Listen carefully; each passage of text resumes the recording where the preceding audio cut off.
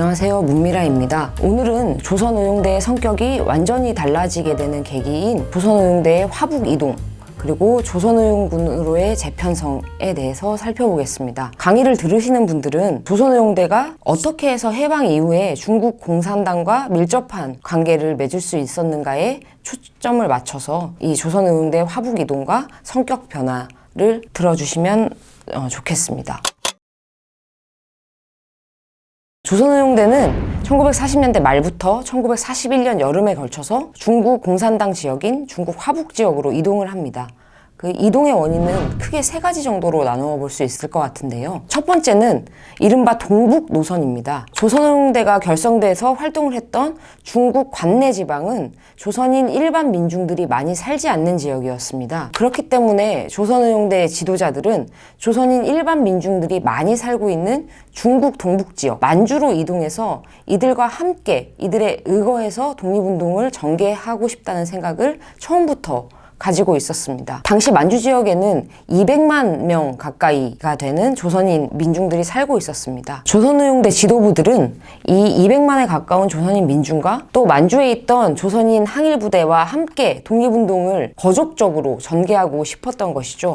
그래서 만주로 이동하기 전에 일단 그곳과 가까운 화북지구로 거점을 옮길 필요가 있었던 것입니다. 두 번째 이유는 중국 국민당의 우경화와 국공합작의 파탄입니다. 조선의용대는 주로 좌익 청년들로 구성이 되었고, 지난 시간에 알아보았듯이 국공합작, 중국에서의 국공합작 체제가 원활하게 작동될 때 창설이 되었습니다. 그러나 시간이 지날수록 중국 국민당은 점차 우경화, 그러니까 공산주의 세력을 배제하는 반공화 되었고, 그에 따라서 조선의용대의 입지는 점차 불안정해졌습니다. 여기에 더해서 역시 국민당의 지원으로 1940년 9월에 한국광복군이 창설이 되자 조선의용대는 광복군과 경쟁하는 처지에 놓이게 되었습니다. 이러한 상황에서 1941년에 중국에서의 국공합작이 사실상 파탄에 이르자 조선의용대 주력은 국공합작이 깨진다면 조선의용대의 존립도 위태로울 것이다 라는 생각으로 중국 공산당식으로의 이동을 추진하게 된 것입니다. 중국 공산당 역시 조선의용대의 역량을 높이 평가하면서 자신의 지역으로 넘어온다면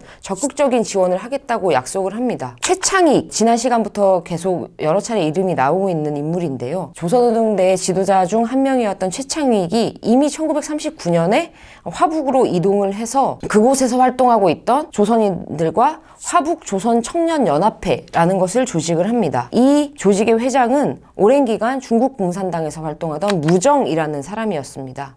이 화북 조선 청년 연합회는 조선의용대의 북상, 화북으로 이동을 적극적으로 추진을 하게 되고, 이로 인해서 1941년 여름에 조선의용대 주력 80여 명이 중국 공산당 측으로 들어오게 됩니다. 그리고 이곳에서 조선의용대 화북지대를 결성하게 되죠.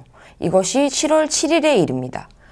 그리고 이 이동에 함께하지 않은 김원봉과 그 휘하의 군인들은 1942년 한국광복군에 합류합니다. 그래서 한국광복군 제1지대가 되고 김원봉은 광복군 부사령관에 임명이 됩니다. 화북으로의 이동을 완료한 조선의용대 화북지대는 이제부터 무정이 회장이었던 화북조선청년연합회의 군대라는 위상을 가지게 되었습니다.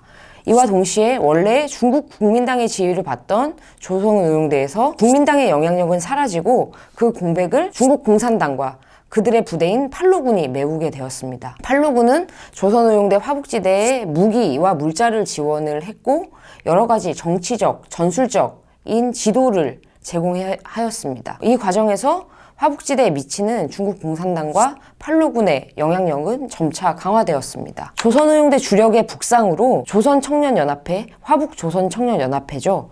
이 조직의 개편이 불가피해졌습니다. 조선청년연합회는 1942년 7월에 개편을 위한 대회를 개최합니다. 이 대회에서 화북조선청년연합회는 조선독립동맹으로 개칭이 되고, 조선의용대 화북지대는 조선의용군 화북지대로 이름을 바꾸게 됩니다. 한 글자가 바뀌었을 뿐이지만 그 성격은 완전히 달라지게 된 것이죠. 중국 국민당의 영향력이 사라지고 중국 공산당의 영향력 휘하의 조선의용군으로의 재편성이 완료가 된 것입니다.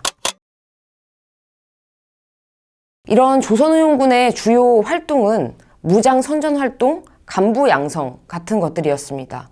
무장 선전 활동은 지난 시간에 살펴본 것처럼 조선의용대가 창설된 직후부터 해왔던 일이었습니다. 항일 전쟁의 정당성을 선전하고 독립의식을 고취하는 그런 활동이었죠. 한국어, 중국어, 일본어에 모두 능통했던 화북지대 대원들은 이 같은 선전에서 남다른 능력을 발휘했습니다. 간부 양성은 이와는 조금 다르게 화북으로 이동해 온 이후에 본격화된 활동입니다. 조선의용군은 간부 훈련반을 개설하고 대원들에게 군사 이론과 정치 이론을 가르쳤습니다. 이 과정에서 중국 공산당의 경험과 그들의 정세 인식, 팔로군의 사업 방식, 부대 운영 방식 같은 것들이 조선의용군 내부로 크게 들어오게 됩니다. 조선의용군은 화북지대로 이동한 이후에 중국 국민당 지구에서는 경험하지 못했던 일본군과의 전투도 치르게 됩니다. 대표적인 것이 1941년 12월에 있었던 호가장 전투와 이듬해 1942년 5월에 있었던 반소탕전입니다. 이 호가장 전투는 전면전이 아니라 선전 활동을 하다가 기습한 일본군에 맞선 그런 전투였고요.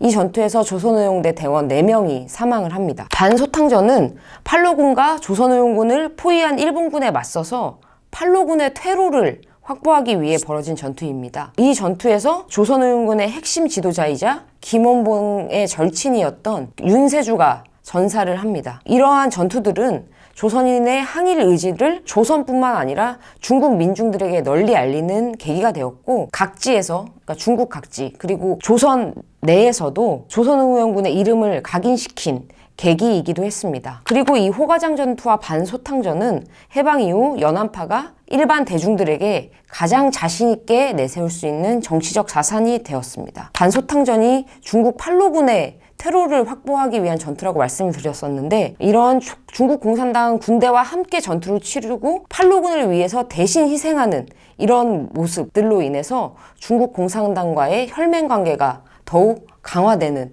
그런 계기로 작용을 하게 됩니다.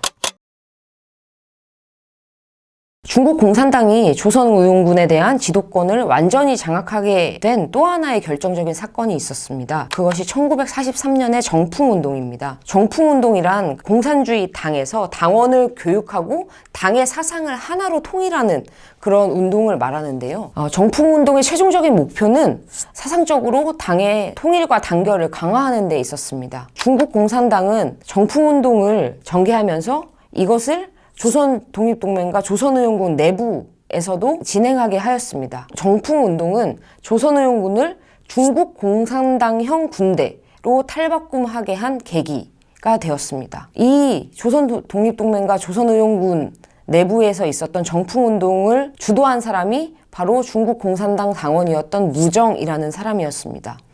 이 무정은 정풍운동에서 최창익 계열의 간부들의 주요 경력이었던 1920년대의 공산주의 운동, 그리고 화북으로 이동하기 전에 조선의용대의 활동에 대해서 가열차게 비판을 합니다. 그 결과 그간 조선의용군과 독립동맹 내에서 실질적인 최고 지도자였던 최창익은 힘을 잃었고, 무정이 최고 지도자로 부상을 하게 됩니다. 최창익과 무정의 세대결에서 중국 공산당을 등에 업고 있었던 무정이 승리를 하게 된 것이죠. 또한 말씀드렸지만 무정은 조선인이자 중국 공산당의 고위 간부였습니다. 따라서 그의 활동은 곧 중국 공산당의 의사를 대변하는 것이었습니다. 무정이 실권을 가짐으로써 조선의용군은 중국 공산당의 지휘권 아래에 완전히 귀속되게 됩니다. 그리고 이 정풍운동을 통해서 그 이전까지 중국 국민당 지구의 조선인 단체와 미세하게나마 연계를 가지고 있던 조선의용군 내부에서 이러한 연계들도 단절되게 됩니다. 정리하자면 중국 국민당의 지원으로 출발한 조선의용대의 성격이 화북으로의 이동과 조선의용군으로의 개편, 뒤이은 정풍운동을 통해서 성격이 완전히 달라지게 되었습니다. 또 정풍운동 과정에서 무정파, 최창익파의 대립은 해방 이후 연안파가 보여준 약한 결속력의 원인으로 작용하게 됩니다. 다음 시간에는 조선의용군, 조선독립동맹 구성원들의 특징과 해방 직후 이들의 운명에 대해서 살펴보겠습니다.